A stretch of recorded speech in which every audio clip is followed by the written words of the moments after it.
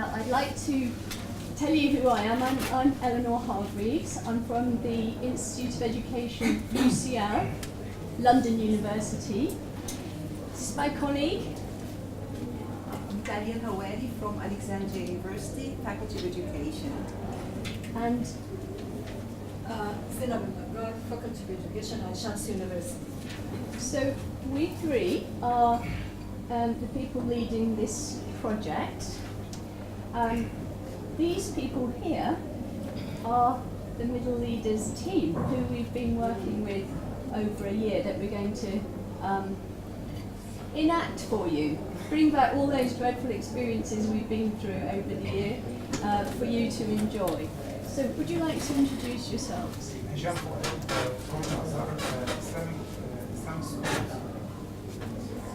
I am Yasser Omar from Al-Azhar Primary Small School. Eva Wakti, English Coordinator, EGC Alexandria. Samah Samir, Palmaya Girls College, teacher of English and trainer. Ben Sevin Asri, senior teacher in KGC, National Institute. Samia Sada Ahmad, a coordinator in the Manar Language School, Alexandria. Sid Wasif from Al-Azhar School. Okay, so you might have picked up the clue that we're all from Alexandria in Egypt. So this, apart from Dr. Zainab, who's from Ain Shams University in Cairo. So we're all from Egypt, and we need to share with you, some of our audience are also from Egypt, and a big welcome to them. Those of you who are not from Egypt and are not familiar with the system, we need to share with you that the system there is probably very different from any system you've met. It's actually a very hard system to work in. It's quite inflexible, and the word collaboration is not one that is used in education. I'm exaggerating, of course, but there is a particular culture that has made it an even greater challenge for us to carry out this project in Egypt. So, what are we about? We're about improving children's learning. We're focusing on the primary classroom, and we're talking about the context of learning English, although this approach could be applied to any other subject. And we are interested in improving children's learning through improving teachers' learning in something that we call a TLT. And the TLT, the Teacher Learning Team, which is set up in each school, is set up by someone we call a middle leader. And here you have it. All our middle leaders are here today. So this is our team of middle leaders from 7 very different types of school in Alexandria. So each of these middle leaders have set up a TLT in their school, which is what they're going to tell you about. Sorry, I might have missed that. How were the leaders, how were they chosen? Okay, so the leaders were chosen because they were senior teachers of English in the primary department of their school. So in Egypt, a senior teacher is someone who has many years' experience, and that's the main qualification. They're called a senior teacher, but their job is mainly administrative. So the idea of being a leader and a senior teacher is brand new. So leadership being different from administration was a very key element to our project. So you, I'm sure if you're here today, you're familiar with the idea of PLCs, TLCs, learning communities, the idea that teachers get together on a regular basis, talk about what they're doing in the classroom, and share this with each other as support. So collaboration is the key to rich learning communities. So, Dalia. Okay. A little bit about the context of our schools in Egypt. Eleanor said that it's a little bit inflexible. So by this we mean we have a national curriculum. All the schools follow the curriculum. That's one thing. We also have high-stake exams. So exams are really, really very important for the schools, the teachers, and the parents. And unfortunately, this has led over the years to teaching to the test. So this is a must. So parents, there will be complaints if kids don't get high marks in the test. So everyone is asking about how my kid is doing in exams, rather than discussions are not about learning and teaching as much as on testing and grades and so on. That's one thing. On the other hand, when we talk about, in our context, teacher professional development, if you talk about teacher professional development, this will be equivalent to training, out of school training, taking teachers for a couple of days, couple of weeks, give them a training by experts, and those experts usually come from, not from the schools, outside the schools, talk to them about new methods, new techniques, and the assumption is that the teachers will be equipped to go back to their classes, try out these new things, and change will happen. But I guess all of us in this room, we know that it doesn't work this way. So the project is based on the idea that for successful, sustainable professional development, it has to be school-based. And it has to come and be based on the needs of the teachers and be led by them. And this is what our lovely team of middle leaders has been doing over these years. They have developed their skills as leaders, and then they've supported the teacher to develop and improve the teaching and learning of English in their classes. Okay, I think we're ready to start and look at the aims of this workshop.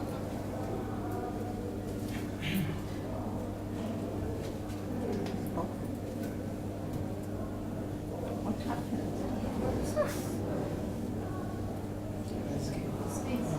Okay, here we are. Okay, so today we're hoping to share with you an approach that we use to help middle leaders, our senior teachers, to support the professional development. Thank you.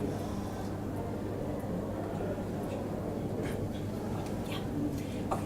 So we hope today to share with you an approach that we use to help our middle leaders so that they can support the teachers to develop and pursue their continuous professional development, and this approach is school-based. Everything is done inside the schools or across schools, as we will explain later. We also will share with you real examples of how these teachers who were supported by their middle leaders were able to develop and to support the learning of their pupils in their classes. And finally, we will equip you with some of the skills and tools that we hope will help you to set up your own teacher learning teams. If you find this interesting and useful, we hope that you might be able to try this out in your schools. So we will be focusing on coaching as a leadership approach. We'll be focusing on teacher learning teams, how to set them up, how to run a teacher learning team, and we will help you also by the end of this workshop to draft your action plan, something that you can take with you and maybe start working on immediately when you go back to your schools. Okay, so how did this project start? Okay, I'd like to start by saying that the project is jointly run by the UCL Institute of Education in London and the Education Development Trust. The Education Development Trust is funding this project. And it began last September when the middle leadership teams began to meet regularly, share their expertise and work collaboratively. And one of our key methods is using a coaching model. So we have supported the middle leaders in using a coaching model as their way of being leaders. There's something I needed to add before we move on, Dahlia, is just to tell you a little bit about the different types of schools that we have in the project. So we have the Al Azhar schools, which are the Islamic schools in Egypt, and a lot of their children come from quite disadvantaged backgrounds. We also have the national institutes that working in Alexandria, and they are language schools, and they have more opportunities than the Al Azhar schools, but they are not private schools. They're not like the IB schools. They also have their issues. Okay.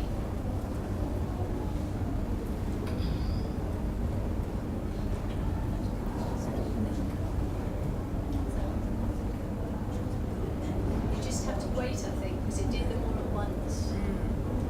Yeah, I see.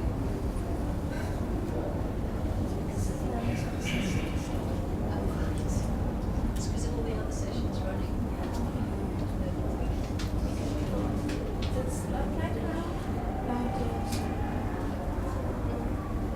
Okay. So, how this project got off the ground is that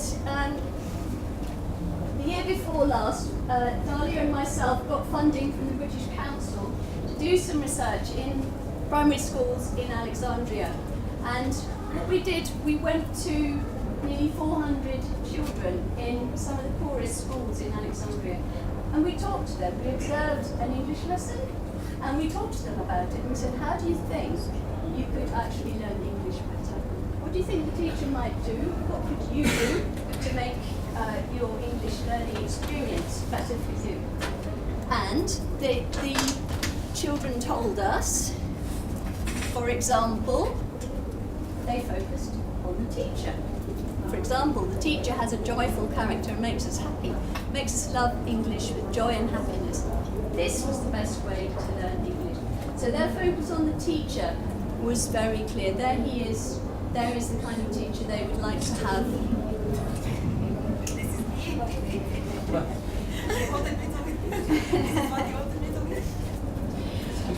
If you're interested in that research, it is on the British Council Ultra website. We'll have a flick through this later.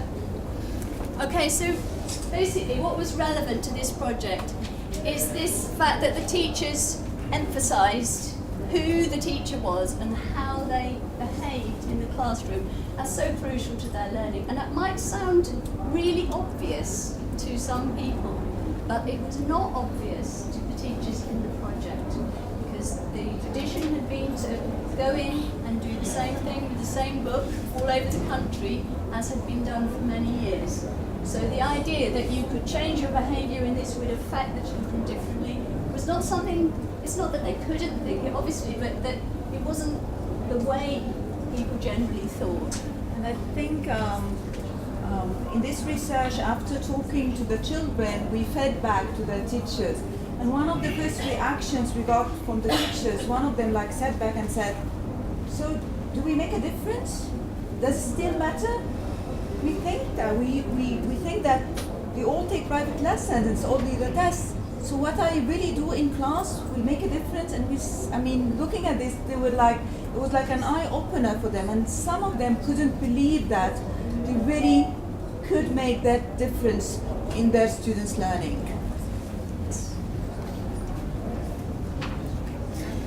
So other things that teachers realized when we fed back to them what the learners said is that what they were doing in class was not really helping the learners learn English the way they wanted, because they were teaching to the test and the pupils needed to learn English to communicate. And pupils told us this. They said that we want to learn English to be able to speak, to be able to communicate, and we have hopes to travel abroad and be able to use English. So teachers definitely admitted that they were not doing this. They were only focusing on grammar and reading, writing, and the test. Because that's what the supervisors were telling them to do. Supervisors were emphasising, we're going to do this for the test and this for the test. Exactly. And the teacher could also see that their classes were not really all the time fun and interesting for the pupils. And it came out very loud. People said that we want to have fun. We learn better when the class is interesting, when we are engaged. They could see that they were not doing this. And they asked if they could find a way so that they could really improve and change their classes. And based on this, I mean, this was an inspiration for the Middle Leader project. Okay, so I'm going to just report to you the stages of the project over the year. But we noticed that people learn best often when something is real, when you can see it, when you can feel it. So our aim today is to try and get you to feel as our middle leaders act for you, what they actually went through. It's a bit of an experiment, I have to say. We hope it's going to work. So, first thing that happened, last September, we took the middle leaders, we took them to a separate place and we trained them in leadership. Leadership, as I say, this was middle leadership, so not being the principal of the school. The principal of the school in Egypt is not responsible for teaching and learning or professional development. In fact, it's hard to pinpoint who is.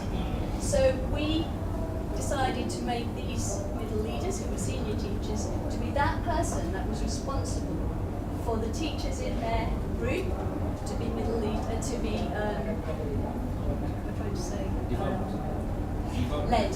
Huh? Was that, did I know what to say? Developed. Exactly, to be developed and supported in their teaching. That's right, thank you. Okay. So, the next stage was for them to go out for a special training where they learned about how to be a coach. And we had a special way of thinking about coaching that's in a booklet that each of the middle leaders had. And we would like to role play for you what that coaching interview might look like between a middle leader and one of her or his teachers. So I'd like to invite Mrs. Hebbert, who's going to play the role of middle leader, and Ms. Yatta, who's going to play the role of a teacher, to enact a coaching interview for us.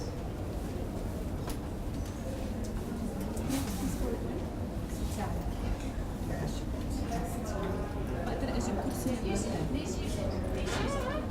Okay, good afternoon, everybody. We would like to give you an example of some of the coaching questions that I can ask one of my teachers. Okay? Good morning, Mr. Yasser. Good morning, sir. How are you? Fine, thank you. How are things going in your classroom? Most likely, well, we are going on the right track, but there are some problems and obstacles. I'm interested to hear from you some of these problems and obstacles that you're facing inside your classroom. Yes, you know, Ms. Seba, Yes, sir. inside. Thank you. Okay. Inside my school, I find some struggling students who can't keep up with my lessons. So I want to overcome this problem. In what way, Mr. Yasser, they are struggling? They can't memorize words in the right way. They can't make even sentence. Their reading is not so good, and also the writing. What makes you think that it's an important issue that you have to focus on? Yes, I want to improve my struggling student level. So it's important for me, of course. I mean that your students themselves, are they aware of these problems that they are facing? Yeah, Ms. Heba.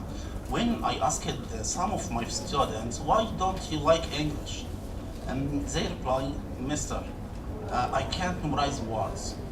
Mister, I hate English. Why? It's so difficult. I have a lot of homework. So what can I do? I think it's so important when the students themselves, they are aware of the problems that they are facing in the classroom, and they themselves, they want to improve themselves. Yeah, they are very aware of their problems, and some of them, say, Mister, I can't speak English. I want to speak English to love it. So I decided to make a short dialogue between my students in order to overcome this problem. And does it work? Did it work? Yes, I am at the beginning and it works good. So who? Thank you. Thank you very much. Thank you.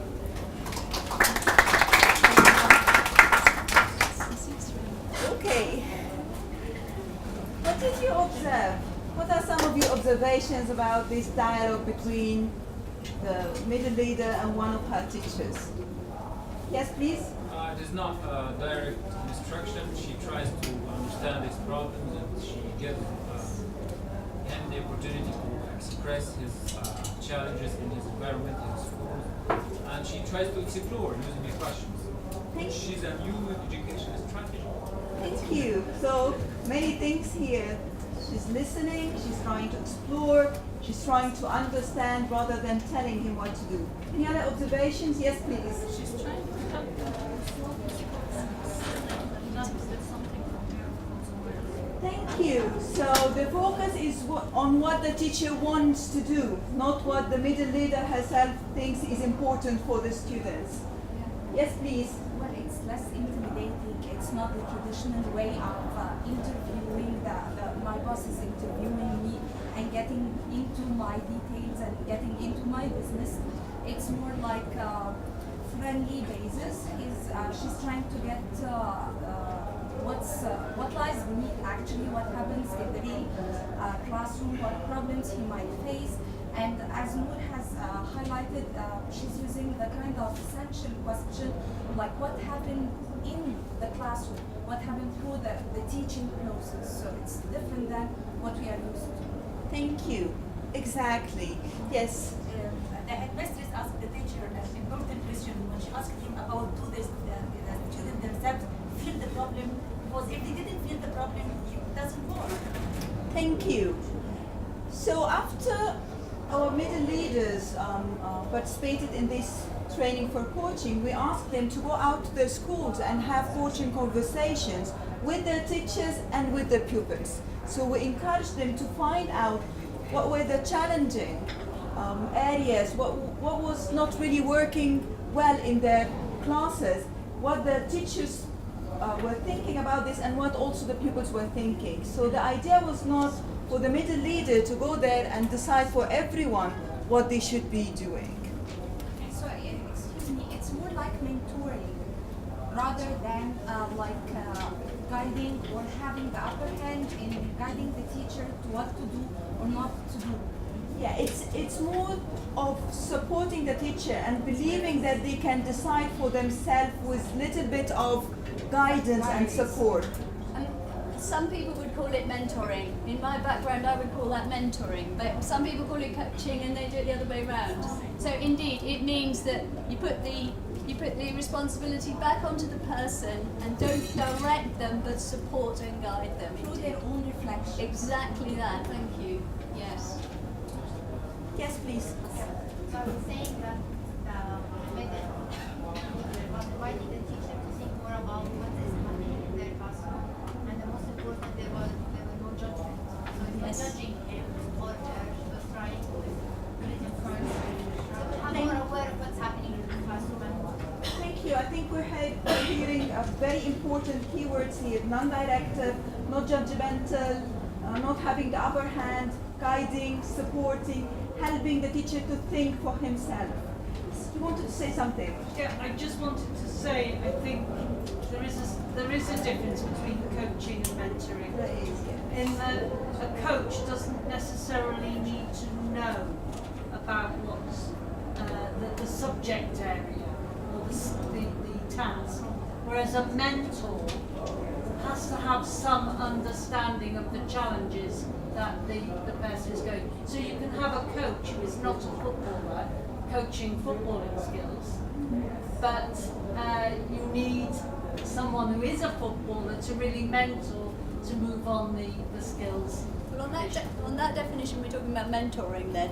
Yes. Yeah, I think more of a mentor. because obviously it was vital that our middle leaders had the skills themselves. That's why they were appropriate people to do the job.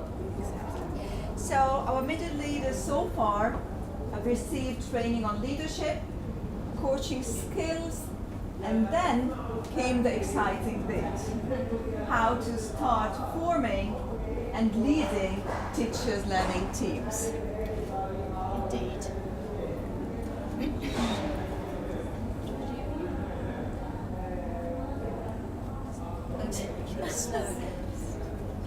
Sticky changes. I do apologize about this.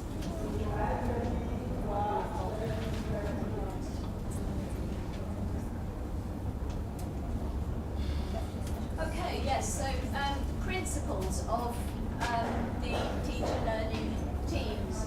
So the principles were drawn from the international research on what makes continuing professional development effective.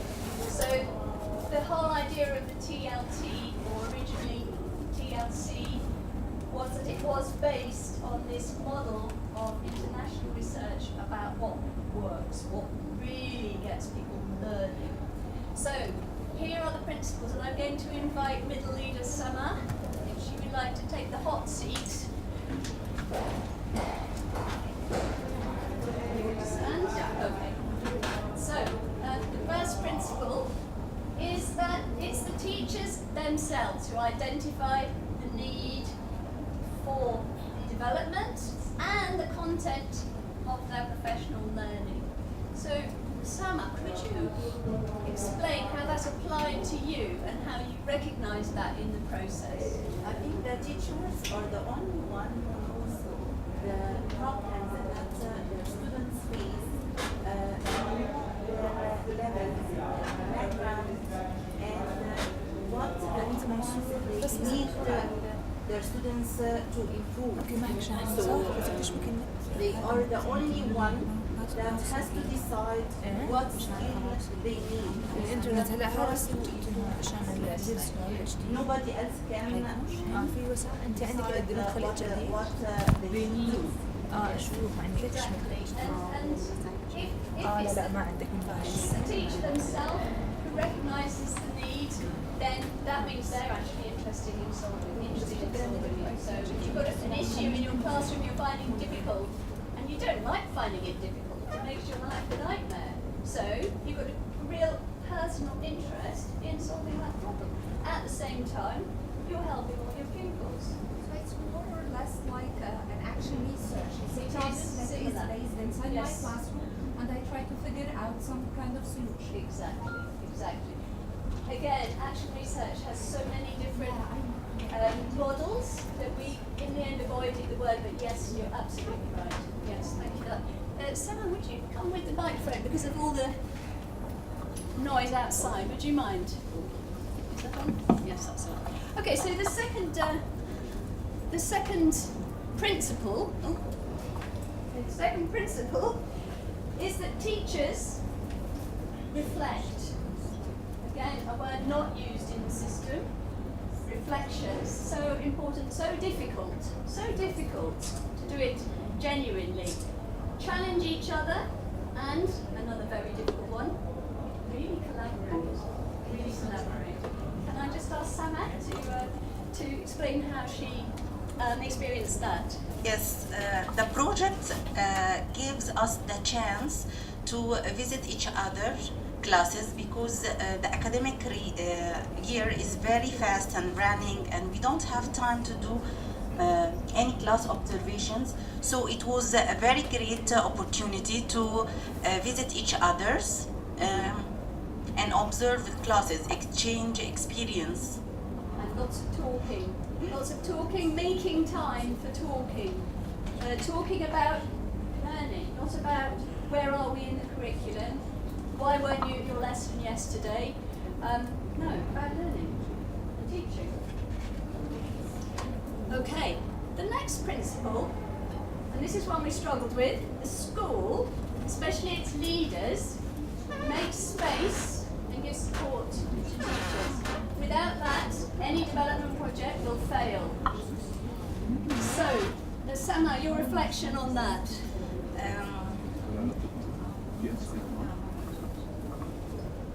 Yes, the school and the administrations has a great hand to support and guide us. They allow us to go out during the monthly meetings with the TLT, and they know how it is important for the teachers to take trainings and how this can affect our students and improve their levels. Yes, indeed. But I have to say, some schools were more willing than others. One school, we arrived and the head of primary school said, sorry, you can't have the TLT today, I have 9 teachers absent today. And we said, yes, this is for the future. This is about making sure the teachers who are here are not going to be absent next month. So we insisted, but it was very difficult and uncomfortable, and we've realised our reflection is that next year we need to bring all the principals and the supervisors on board so that they're with us every step of the way, and we have some very clear guidelines about that. Can I ask a question? Please do. Sorry, first thing I came in late, but just have a question here. As a leader, sometimes you might get the experience of getting a new colleague in within the team, and let's say the teacher that actually is a newcomer, and he has no experience in possibly, let's say, the teaching strategies or TAL or whatever, and how can he identify himself and get all his reflections in while he doesn't actually know the terminology to become a great teacher, as in reflections in, or let's say a certain strategy that he's actually looking at. We use lots of surveys and give it to the teacher and say, can you please reflect on your lesson for today and tell me what went wrong and what went right. But he doesn't know how to do that, so how can we know? As a leader. There's lots in that. I think you're about 16 steps ahead of us. We hope we'll be at the stage to ask that question maybe in a year's time. At the moment, we don't assume that anybody has anything at all. That's where we're starting from in terms of professional development, because it is such a starved area in these schools. So we are taking things one step at a time, and we are putting an awful lot of responsibilities on these middle leaders to support each other in providing the support that the teachers need at the moment. We have a long way to go, and change is very slow. So thank you for your question. Let's go back to the final principle of teacher learning teams. So some input for professional development does come from outside the school, from people like us, Dalia, Professor Zainab.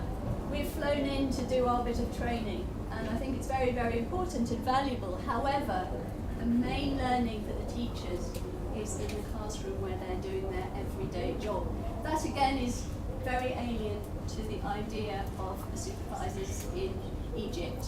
As Dalia said, it's go out, have a training, come back trained, and magically your classroom will be much better.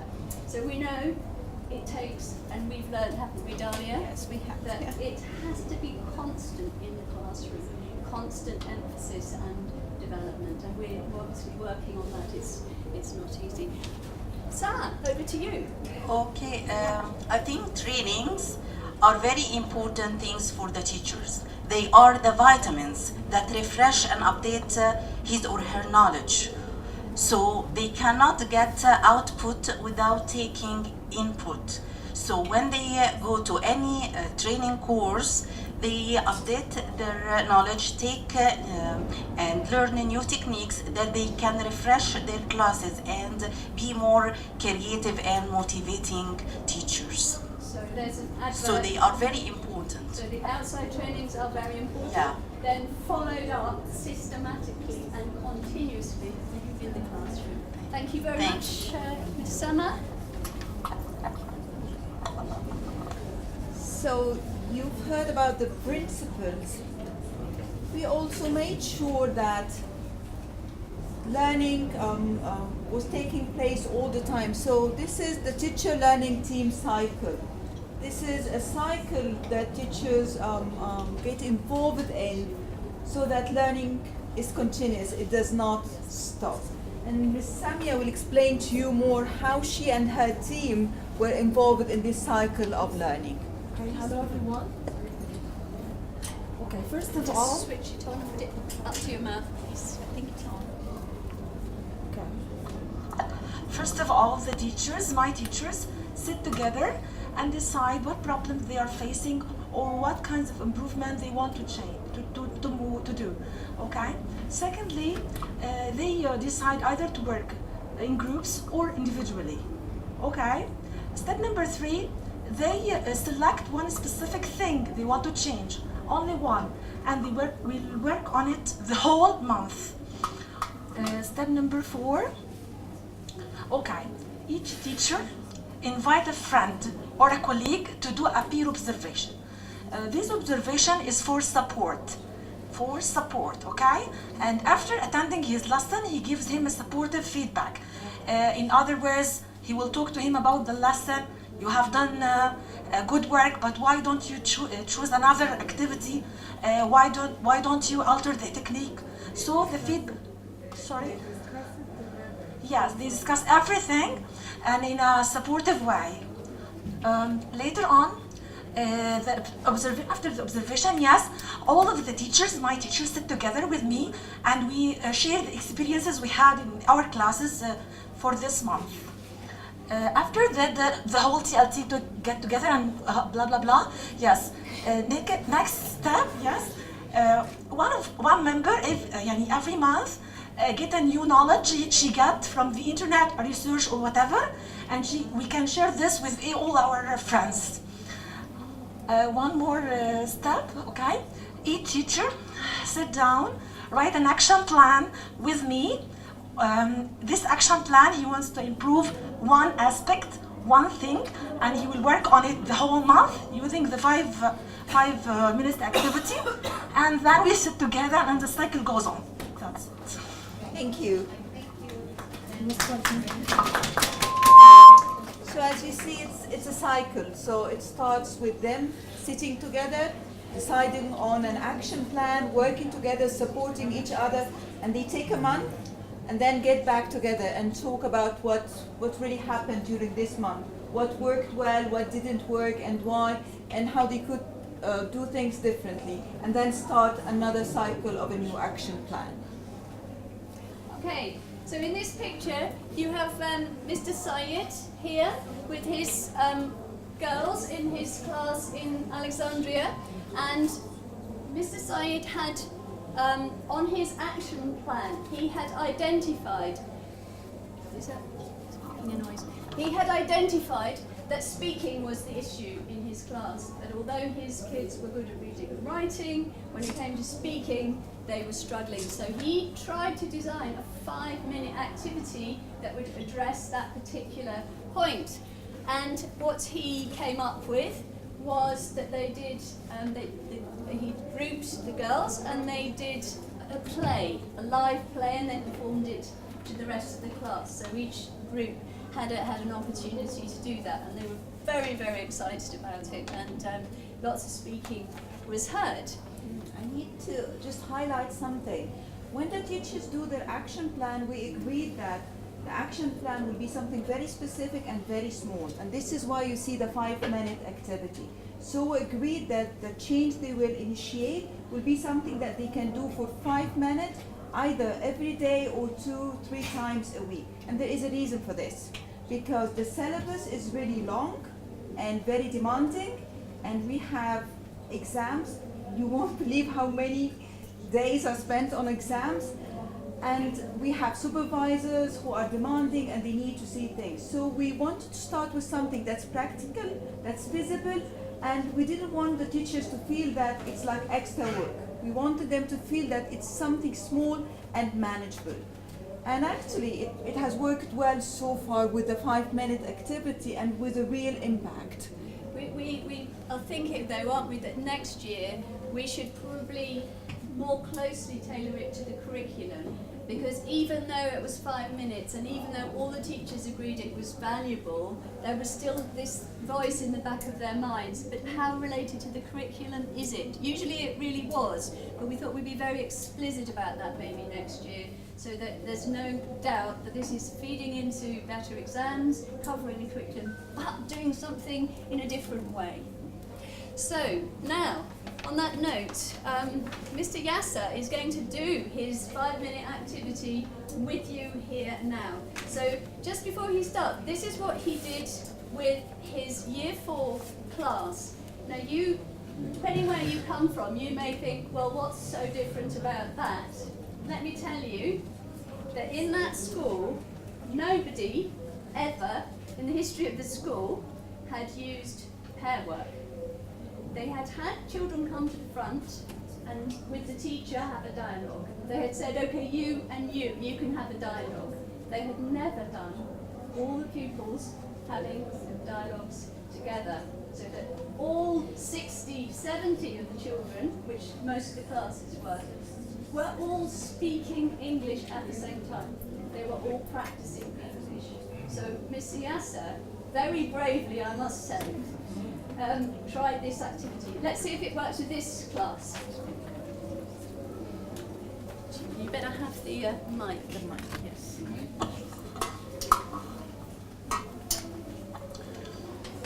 As Dr. Eleanor said, this is one of the activities we have never tried in our school. No one in our school do this, and if we done this activity, I think we do it in the wrong way. We choose both of the students and come in front of the class, please do the pair work. But what I had differently was to do the pair work at the same time. The whole class do it at the same time. Of course, the class will be so noisy, but I think it's a healthy noise. They learn from this noise. So, shall you help me to try this activity with me? Yes. Okay. We'll try to be like Yes, yeah? We'll try to be like Thank you. So we can divide the A, P, A, P, A, P, and so on. Can we do that? Huh? Who is A? Who is A? Sorry, yes, please. Raise your hand, please. Please. No, no, no, no, no, A. You're usually A. You A. So I said B. Okay. From the beginning, yes. A, P, A, P, A, A, A, please. Yeah. A. Yes, should. Yeah. Everybody should have a partner, okay? Okay. So, now, A will ask, yes, A will ask this question. What's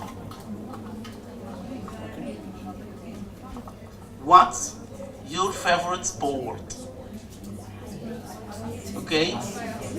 What's your favorite sport? Just begin, now.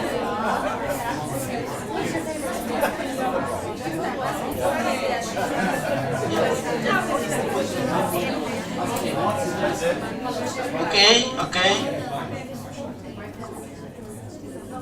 P, reply. My favorite thing, sorry. Okay. Please, can we exchange it, please? A become P and P become A, and ask the same question.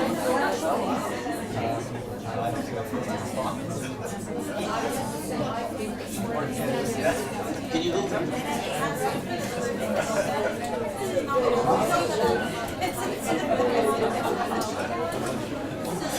So you are so noisy. It's noisy.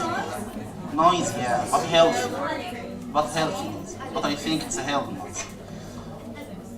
What I discovered after just a short time, after 2 weeks of doing this simple, so simple activity, I find great changes on my students. Of course, I made focus on struggling students at the first. One of them was called Rami. Rami was a shy student. He was standing at the corner of the class, don't share, don't speak. He hated English. But after that, after this simple activity, I find that Rami became more sociable. He speak with his students. He became more confident. I think he became more trustful.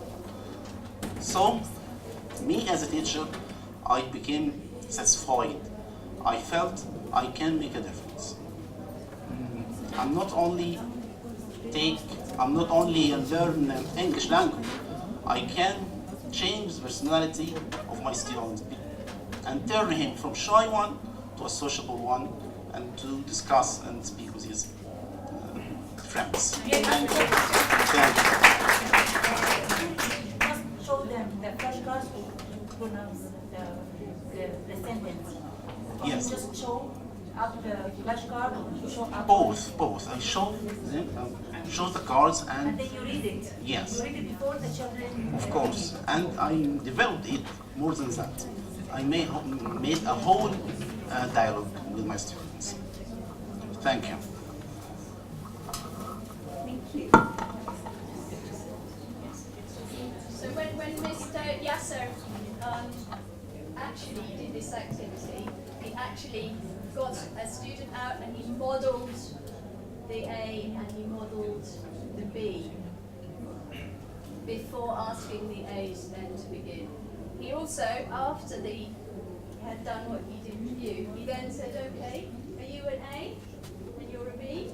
Okay, would you turn to the B next to you? No. The other one. And tell me what he said. So very, very simply, he made another opportunity for practicing that sentence. And of course you can extend the sentence to be a whole English poem or whatever you want it to be, or they can improvise. But this was just a very simple level, getting the pair word idea into people's minds. Because it took the students a while, like it took you, to get used to it. It's the idea of instruction and how simple is it, and simply short and to the point. Exactly. And making sure that the instructions are already followed. It's so important to get the instructions clear. Yes. Yeah, it happens when I divide my class into groups, and then I say group 1 raise your hand, and then group 2, they check they know the accurate group. And then one child, when they changed their place, he was confusing. Yeah, and then when you change his place, and then the group also change it. He said that he's still in the last group, not this one. And we also saw in Mr. Yasser's class, when he did group work, the children in the group making sure that everybody was involved in the group. Okay, now, after this activity, after Mr. Yasser, for example, had done this activity a few times, so he was confident in himself. Please come and sit further in, you'll be left out on the limb. Here, this is fine. After that, he invited one of his colleagues to come in and watch him doing that. And they had a peer observation conversation. So we worked quite hard on this so that it wasn't like, well, I didn't like that, and that wasn't very good, and why did you do that? That's not the conversation we thought would be helpful. So that's why Mr. Yasser carefully chose his colleague to come and observe what he was doing, because he chose someone who he thought would be really helpful and supportive. So we're going to see an example. Can I comment on the supervisors? Again, peer observation in our context, peer observation for learning is an alien concept. What we have is inspection. That's all we have. So if you talk to a teacher about classroom observation, it's inspection, because this is what the supervisors do and this is what the head teachers do. So they go there either to spot mistakes or to tell you what to do and not to do. But it's not a conversation. It's not a dialogue. It's not, you're not asking, it's not an exploration. It's not trying to understand your context and what's happening in your classroom. Some of us were at that session yesterday about teacher evaluation. I know one or two faces, you were there, weren't you, Mrs. Shereen, I think, which was talking about the same thing. teacher evaluation as learning. So now we're going to model a peer observation feedback dialogue with the two teachers. Now these are not middle leaders, these are teachers, we're pretending, are going to come and model the Mr. Hisham and Mr. Sayed. Mr. Sayed. Hi everybody. Before starting, I'd like to thank you for attending our meeting today, and we want to introduce a simple meeting after class observation.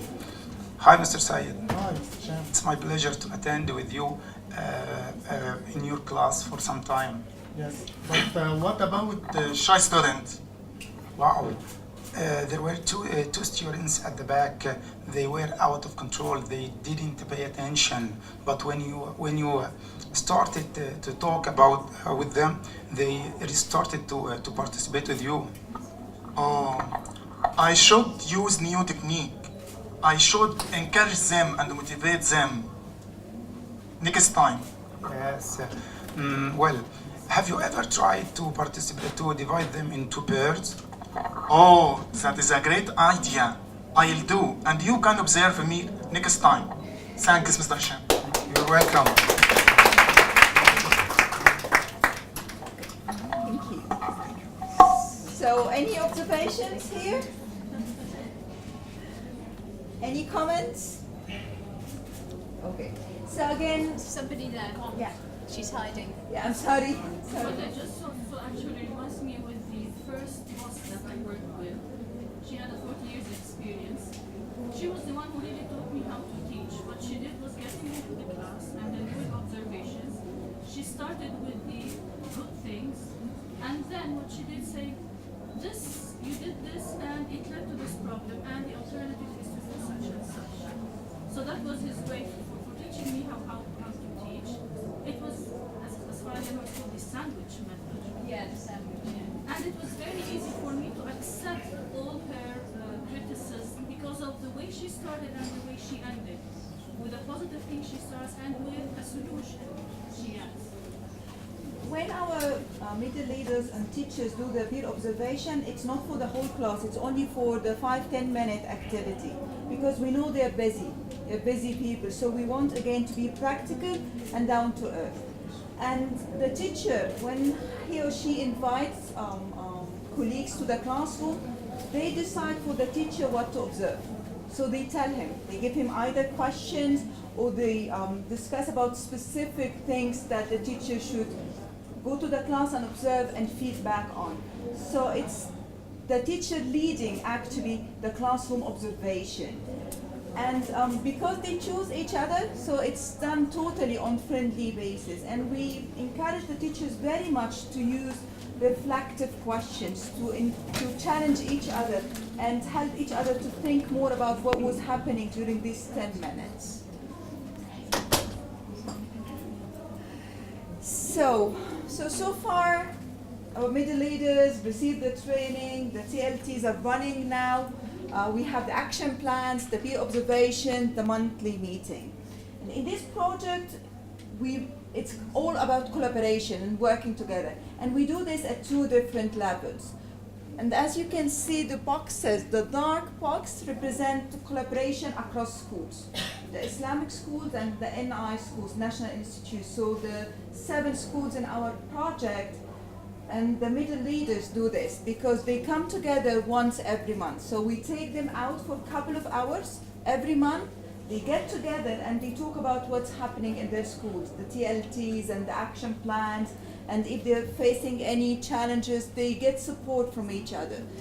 The other boxes, they represent collaboration within the school. So middle leaders go back to their schools and they have these monthly meetings with their teams where they sit and look at their action plans and again get ideas and support each other and decide how they're going to work together. So it goes on like this every month. So collaboration across schools and then collaboration inside schools. And we could see that this really was very beneficial. We heard from the middle leaders and from the teachers that they felt that working with other schools was really very beneficial for them. And now now we come to the exciting bit, how to set up a TLT. What do you do? So we're going to tell you step by step what do you need to do so that you can have your team ready and running in the school. Ms. Iman is going to share her experience of setting up and running her team at school.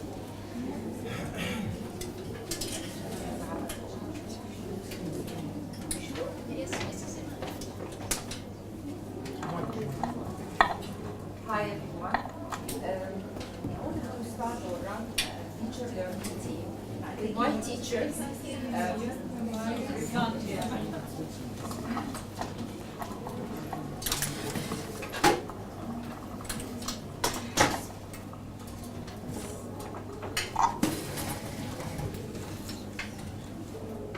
Okay, to run a teacher learning team, I have to sit with my teachers in a meeting and to discuss. Okay, and to discuss the problems which they would like to change in their classes. They are the only one aware of these problems. So they started choosing only one problem in their classes, and they wanted to focus on the whole month. I motivate them to cooperate together and to start something like an action plan during the meeting, which I am going to help them by using my coaching skills. Motivating them to say what are these problems, how they could solve it. We discussed this among all of us at that meeting. Then they started writing these problems in their action plan, focusing on only one activity which takes 5 minutes only every lesson daily in order to achieve their aims. After that, they have to each one to choose an observer. She must choose an observer who will be helpful for her, not someone who make her under stress during the lesson. Okay? Then this observer is going to tell her what the defects which she had in this problem, especially which she is going to previously tell her focus on when she enters the class. Okay, I settled them the meeting next time, the agenda for the next time meeting, and in which they are going to express everything they had faced in this whole month. What are these problems? How they solved it? What kind of activities they started with their students, and it might work and it might not work or not very effective in their classes. So they are going to change it, and they have to write their progress at the back of their action plan every time. And if they are going to continue on this action plan, or they are going to change it into another one. The aim is getting their students work better, learn more English, and they love English before anything else. Okay.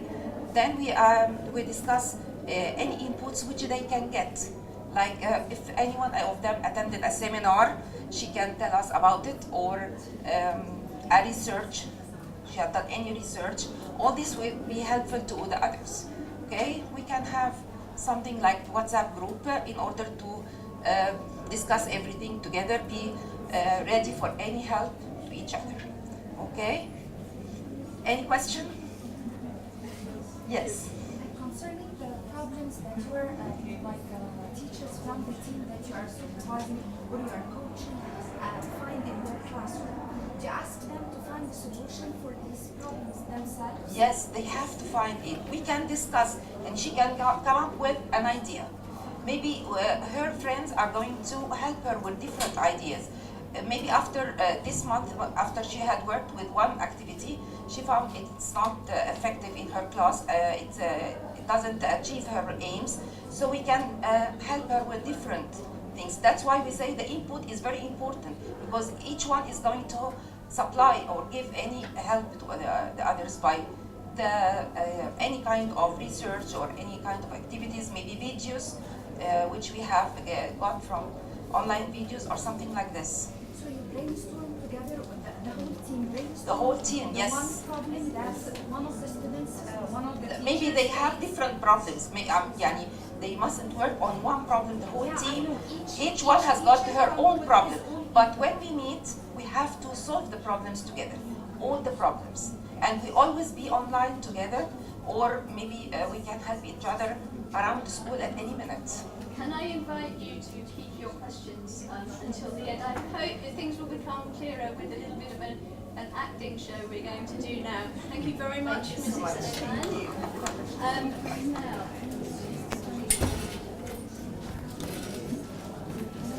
And now we're going actually to simulate a TLT for you. Okay, so we are going to act out a teacher learning team meeting for you, the first one. So we're imagining that this is the very first one, because I think that's the most difficult one. When you've done the first one, the rest kind of are easier. So our project leader, Nina, is going to give you the action plan that each of the people in the simulation are going to be filling in, and that's for you to fill in yourself and take home. So, would you want to... Okay, so please imagine that our middle leaders have magically transformed into my teachers, and that I am now a middle leader. And this is the first time that we've had a teacher learning team meeting. Please come, Mr. Yasser.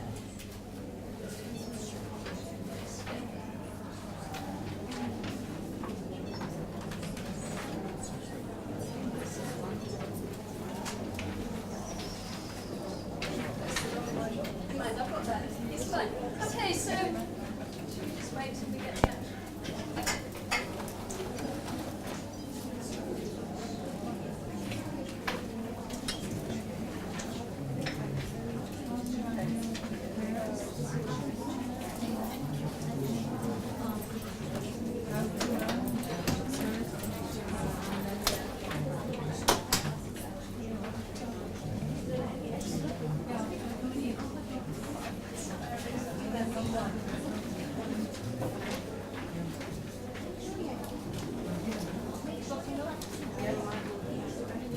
Yes, there's two sheets. One is telling you the stages and setting up the meeting, which we're going to act out for you stage by stage. The other is the action plan.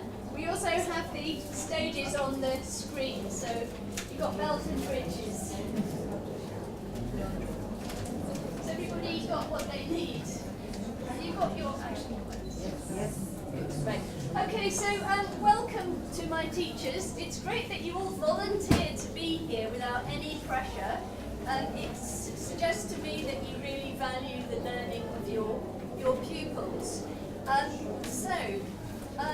What we're going to do today is try to build up a group who can support each other, and by supporting each other, make the learning in the classroom more effective. So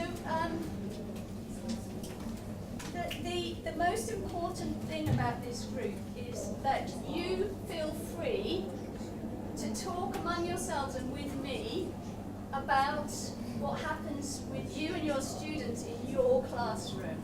So I will not make any judgments. I will try to listen. I will try to understand what you're saying, and we will all try to help each other to deal with some of your issues. Now, when I say issues, it may be that you're doing something brilliantly, which I know you all are, but it may be that you want to try something in a different way because you're bored of it and you would like some excitement. It may be that something's been really bothering you and you want to address that. It can be anything. So, would anybody like to have a think, first of all? And if you think of something that you'd like to express, please let us know. Yes, Mrs. Iman. My students are very shy and they don't want to speak English and they don't want to express themselves. Maybe they have lots of vocabulary inside them, but they don't know how to use it, how to talk and express what's inside. Right. I try to motivate them by different ways, but sometimes I still have a lot of people they don't want to participate. Okay, so you have children who don't want to talk in your class, and you know that for English learning, they need to learn to talk. It's very important. It's the aim. They are going to deal in their real life with English. they are not going to solve grammar sentences or something like this. So they need to talk fluently, at least. Okay, so would you like the team to support you in finding ways of helping that issue along? Yes, Okay. I need suggestions. Okay. And any other issues, Mr. Hisham? My students can't know how to read and write well. I don't know how to overcome this problem. Can you tell me a bit more about the problem? That sounds very My students can't read or write well. I don't know how to overcome this problem. So tell me how you noticed the problem. What happened When I choose one of them, and I wanted him or her to read a passage he or she can't read. Okay, that's okay. Thank you very much. Thank you. We will work on that problem. Anybody else? I myself, I found some of my students, I think most of them, when it comes to the writing lesson, they can't express themselves in writing, even if they are good speakers and they can speak fluently. But when it comes to the writing, they are struggling with the writing.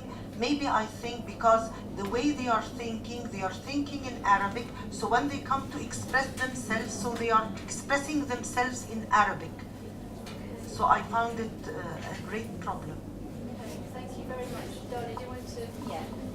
So far we've done number 1. So now the leader with the teachers, and they're talking and discussing the issues, and it's all coaching. So the leader is not telling them what's working well and what's not. They have to think and come up with their own ideas. Okay. So imagine we've had that conversation for half an hour and we've talked the ins and outs of it. Obviously this is just a superficial version. Okay, now we've isolated, I think, as a group, after talking a lot, that we all would like to focus on the children expressing themselves in speaking initially. Is that correct? So we've all said that's be an issue we'd like to work on. Okay, so you each have one of these, which is an action plan. And I want to suggest that you fill this in, working with the person next to you, or anybody you like, to think of a way of trying to address that problem in a fun 5-minute activity, because you don't have time to do the whole change. So for example, if you look at your action plan, it says, what is the issue you want to address? So I think you're all going to say, helping children express themselves in speaking. Yes. And then the next question is, why would it be valuable to address this issue in terms of children's learning? So this is the big picture question. This is the question of, well, it's not just for the exams, is it? You know, we focus on that a lot, but there's more to life than exams. So that's the kind of thing you might put there. And then this is the evidence bit. Next question. What observable improvement are you actually looking to see in the end? Like, how will you know that your activity has actually made a change? What will you look for? So in your cases, I'm sure many of you would say that every single pupil in the class can express themselves at a certain level using speaking. I myself was in camera. Then you can see this evidence. So it's about being very specific. We actually struggled a lot to be very specific. It's easy to say, oh, well, I'll see that their writing's better, their speaking's better. No, that's not good enough. You've got to say, they can actually do this. They can actually say this sentence. They can actually answer these questions. They can actually speak in pairs, whatever it is that your activity focuses on. So then the next question is where they have to be incredibly specific. What will you actually do differently in your classroom? So when you go into your lesson, you have 5 minutes to do something wacky. Now we saw what Mr. Yasser did. He went in and he did that pair work activity. That took him 5 minutes to do that. So he would have written down every detail of what he was going to do for that activity with help from his peers. They would have helped him think it through. Yes, but what will you do? How will you make the roles clear? How will you make sure everybody's taking part, etc., etc., these sorts of things. Next question. Who will observe you carrying out your change, and when will the visit happen? No point saying, oh, I'll ask someone later. No, it's no good. You have to say, no, it's going to be you, and please can you tell me when you're free to come? It's only 5 minutes, so it's quite not too difficult to organise if you're keen to do it. And then it's, well, what will you ask your observer to notice particularly? That's your call. So Mrs. Summer, if Mrs. Heather's coming into your class, what do you want her to look at? Not how you're standing, not how good your English is. No. Currently observe the students that I will tell her about. Some particular students perhaps that Mrs. Summer's worried about, or who really struggle with speaking but are brilliant at writing, or whatever it is. So something very specific that she wants another view on. And then, last question, so how are you going to tell the next TLT meeting about what happened? So we've had video clips, we've had a lovely, was it Mr. H? We had a lovely picture of Mr. H who had to join up with the S, and so on and so on. So people bring things in to share with the teacher learning team. Okay, so would you like to try and fill those in, being very, very specific, and ask your colleagues to look at them? I'll also make sure that I think you can follow it. And then they're for you. I'm not going to take them.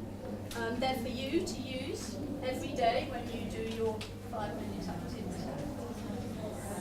Okay. And then, yes, thank you, Susanna. So when they do their activity, when you do your activity, take your action plan in the class with you to remind you, and then write notes on the back of the plan about what actually happened. What did you notice? What was going on when you did this? And you might have it like day 1, it was like this, oh my god. Day 2, it was, day 3 was a bit better, and so on. But being specific again about how it was. Right, so let's imagine that everybody's collaborated and filled in their action plan. So this is step number 2. So filling in the action plan during the meeting.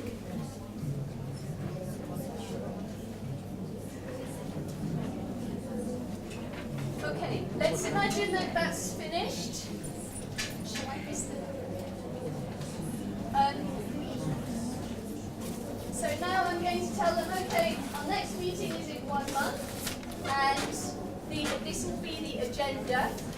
I will fill in anything specific, but we also have a generic agenda that we use every time, so that it's constant.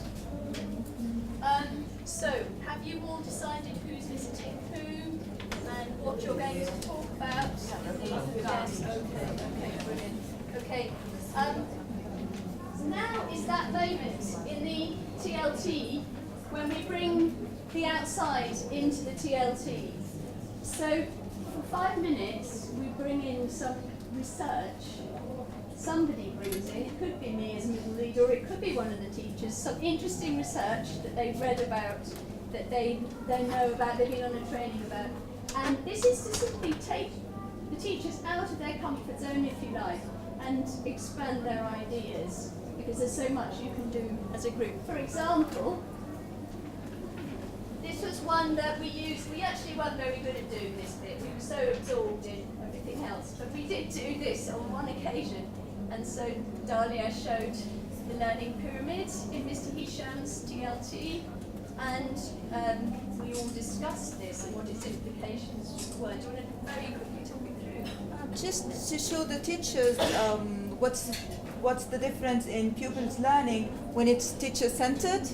So most probably the retention rate very low, something like 5%. But when it's really student-centered, we can guarantee up to 90% of retention rate. So, and we talk through the pyramids and what the teacher and the pupils will be doing in each of these blocks.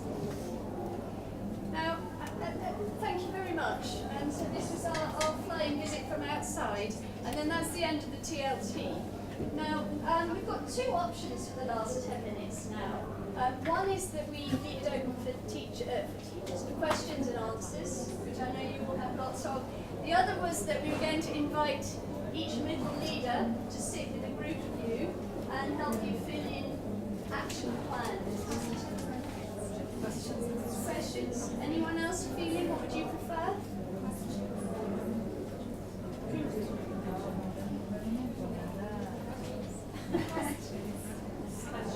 Okay, we'll go with questions.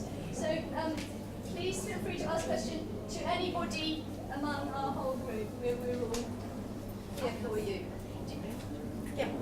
So, okay. Shall we start with? It's a question for all people coming from Egypt. Welcome to Jordan, first of all. Thank you. My mother was born and raised in Egypt, so I love Egypt, and I'm going to visit Egypt. Actually, I heard something which is having 60 or 70 students per class. Here in Jordan, the maximum is, no, I'm a teacher, I'm allowed to be. So here in Jordan, in public schools, you can have 40 or 50 students max, but 60 and 70, how do you manage? Okay, may I answer this question very by this? Yeah, so.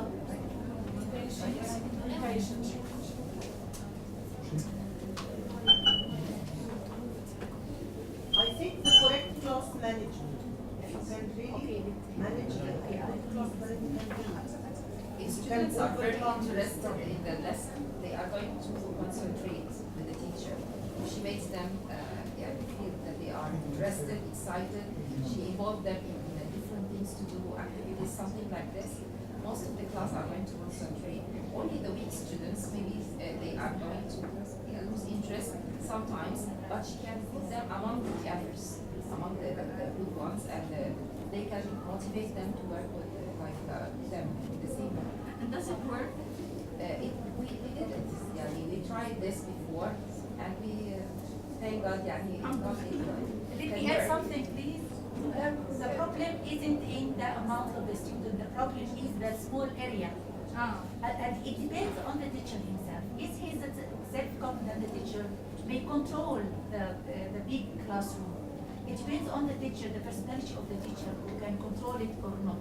He can make groups to make them busy all the time. That's correct. I agree with her. Under the title of classroom management. Because I enter the same class and I have difference between me, for example, and another teacher and a third teacher. Each one has got his personality in the class and how he can deal with this class, involve them, get them very interested and excited that they want to listen. They are not going to have time for fun or something like this, wasting the time. Haven't you seen a teacher teaching in refugees camp? I saw them just as part of the documentary on TV, but they're inside the class, but really goes on minute after minute. How to manage this huge number and make some sort of effective teaching, and then that's very because I am a teacher, I have to be in addition. Number one, evaluation. Sammy has got something to understand. Sammy, you I have very wanna- large classes. Yes, I want to say something. A strong personality doesn't mean being strict. No, being friendly, caring. They benefit from you well. By loving you, they will respect the lesson and listen carefully to you. And I think the friendly atmosphere, according the teachers and the teacher students, is the best atmosphere ever. Okay. Yes, please. I have a question about the action plan. Like after your regular meetings with what you call TLT teams, they write their action plans and you go through the problems and everything. What sort of follow-up? Do you wait like after the 1 month and then you meet after a whole month and you discuss what happened all through this action plan with each and every one of you of the middle leadership teams? Yes. You do this? But we follow up our team during this month. We are just following up. Like you, Heba, you have a team of Yes, teachers under your coaching, let me say. You follow regularly, on a regular basis with them. I try to give them support, overcome any problems. Like, for instance, do they invite you inside their classrooms? Could be if they want, If they want. Yes, Or it's they not could because they are, they have a chance to choose their absorber. So if they want to choose me, okay, but it's okay. And if they choose another observer, like here or someone they feel relaxed when he's present, it's okay. That it's not a must that I'm as a leader that I enter each class and observe the lessons. So you have to record, by the way, if the observers are teachers, you have to record. Maybe audio or video, and later on we can watch it together. And then reflect And on yes, the observation reflect on it, sessions. Take Shayna's speaking, it's about, so at the end, you know whether the problem is solved or not, whether there's something positive had happened about this problem or not. Yes, Follow the middle leader or the in the school. We have a problem and the middle leader. School. It's concerning observable improvement. I think you want to know whether the middle leader knows whether the teacher's problem has been solved. Is that correct? Yes. If there is a positive present about the problem. So do you check up on that? Is that the question? I will talk about my experience. For example, in the first term, we already decided an action plan. It was on improving the speaking skills. I chose a topic, a situation. I modeled the situation with my colleague to the class, and I asked them to write a dialogue about this situation. For example, they got anything, jacket, dress or something, and they want to exchange it from the shop, and they wrote the dialogue and came to the front and acted in a very good way. So I felt how it was, yes, how they got self-confident, how they were very happy. It makes the lesson more motivated and fun. Yeah. But I felt that it might be boring if I repeat it, so I changed my action plan in the first term. So it is a kind of flexibility. You can change in whatever the teachers. We said that the control, the keys is on the teacher's hand. So it can make anything. She is the only one who is aware of her class. So she can have. I'm talking about the teacher herself. She can feel. Yeah, of course. The problem is solved. And about repetition, it's not about repeating the same, but you can do it in another way. Yeah. But to make sure we have that this this flexibility. and the speaking skills is much better now. Yeah. And I can change, by the way, the skill itself. If I can see that they are improving the speaking, so I can go to another skill that I feel that they have a gap in it. Yes, but I must add, of course they can't speak yet. It's not like a magic wand. But there is something positive. The thing is that we asked them to specify something very small and to see a very small outcome. And therefore, yes, it can be. So Mr. Yass's plan was I would introduce Pewa. He got to a point where all the kids knew what was happening. He said Pewa, they knew who was A, who was B, and they were all talking. So starting. A big tick, he done it. He achieved his objective. So he can continue it. And then he can continue it, but he can also experiment with something else. And you have to be honest. If it was the thing, yes. You say it out loud. Yeah, you must say it out loud. But I have to try the action plan twice, 3 times. And not from the first time I quit. No, I tried several times. Then I have to follow the proper procedure. Yes, maybe 3 times. Later on I can see is it successful or not. So my question was, on the action plan you've got who will observe you carrying out your charge and when will visits happen. As middle leaders, how did you help, or how do you help the teachers decide how much, if you like, how many opportunities of trying, say, the paired work was done before you invited or before you decide that your observer should come in?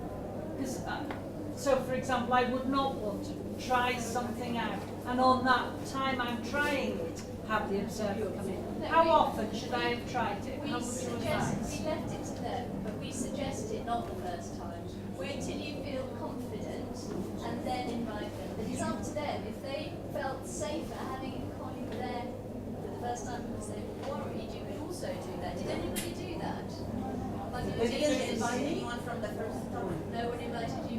We take our chances first with our classes 2-3 times until we feel that we are satisfied about what's happening. Then we invite the observer. At that moment, the observer, we are going to ask the observer to focus on certain problem, and not everything as a whole. But you can't make the decision when will the visit happen.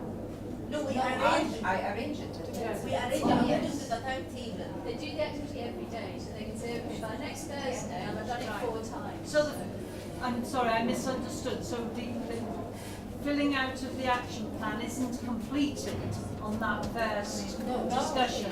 We write at the back of it all our progress every So time. how do you advise them as to when they should have their visit? That was the question. Yes. So yeah, not the first time. Not the first time, it's after a few times. But up to them. Yes. But yes, that's what it was the advice we was. In the meeting, we can see the timetable, we can see the observer when he will be free at this time or in my lessons, so we can arrange it and we decide in the meeting the date that he is going to visit my class. So Kim's asking about your confidence.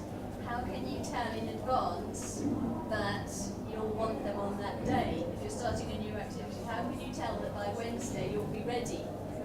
Well, you can't, but you can try. But as a teacher, you can't. But what I'm thinking is, as your role as a middle leader in advising the teachers what to do.